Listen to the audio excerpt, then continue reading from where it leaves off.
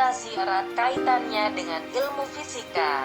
Fisika dikembangkan berdasarkan fakta dan data. Dari fakta dan data tersebut ditemukan rumus-rumus empiris, sehingga fisika dapat digunakan untuk mempelajari watak keteraturan alam. Lalu, bagaimanakah semesta ini terbentuk? Terbentuknya alam semesta ini sudah dijelaskan di Al-Quran.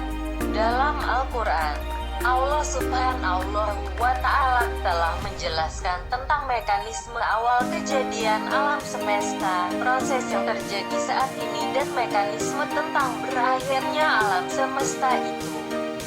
Teori-teori yang dikemukakan para ahli fisika dunia saat ini tentang alam semesta seperti teori Big Bang, kesimpulan teori Big Bang, teori dentuman super dahsyat, bahwa alam semesta itu bermula dari satu bintang.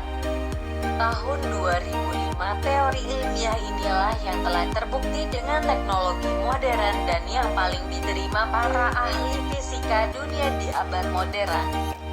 Sedangkan dalam Al-Quran telah diberitakan sekitar hampir 1500 tahun yang lalu dalam Quran Surat Al-Anbiya ayat 30. Dan apakah orang-orang yang kafir tidak mengetahui bahwasanya langit dan bumi itu keduanya dahulu adalah suatu yang padu, kemudian kami, Allah, pisahkan antara keduanya. Dan dari air kami, Allah, jadikan segala sesuatu yang hidup.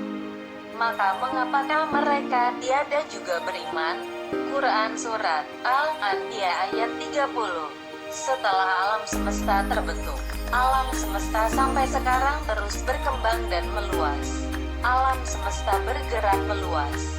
Dan langit itu kami, Allah, bangun dengan kekuasaan kami dan sesungguhnya kami benar-benar meluaskannya.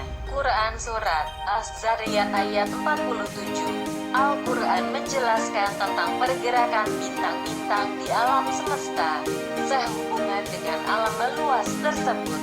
Fisikawan Alexander Friedman juga secara teoritis menemukan bahwa alam semesta senantiasa bergerak dan mengembang. Fakta ini dibuktikan dengan hasil pengamatan bahwa radiasi spektrum biru ke spektrum merah, yang berarti bintang-bintang terus bergerak saling menjauhi. Bintang-bintang terus bergerak menjauhi satu sama lain, dan ini berarti alam semesta tersebut mengembang secara terus-menerus dengan kecepatan yang tinggi. Para ilmuwan menyamakan peristiwa mengembangnya alam semesta dengan permukaan balon yang sedang ditiup. Pada gerak saling menjauhnya bintang-bintang ini juga pengaruh gravitasi bintang yang cenderung berkurang, melemah, akibat konversi massa bintang menjadi energi radiasi cahaya. Ketika alam semesta terus meluas sampai pada titik hilangnya gravitasi, maka tidak ada gaya untuk menjaga keteraturan gerakan alam semesta. Sehingga itulah akhir dari alam semesta. Akhir alam semesta. Al-Quran telah menjelaskan mekanisme yang akan terjadi saat akhir alam semesta atau kiamat. Hari kiamat. Apa itu hari kiamat? Tahukah kamu kiamat itu? Pada hari kiamat itu manusia seperti anai-anai terbang, dan saat kiamat itu gunung-gunung seperti kapas beterbangan. Quran Surat Al-Qariyah ayat 1-5. Ingatlah pada hari ketika bumi dan gunung-gunung berguncang keras, dan jadilah gunung-gunung itu seperti pasir bertaburan. Quran Surat Al-Muzammil ayat 14. Apabila bumi diguncang dengan guncangan yang dahsyat dan bumi mengeluarkan beban-bebannya yang berat yang dikandungnya.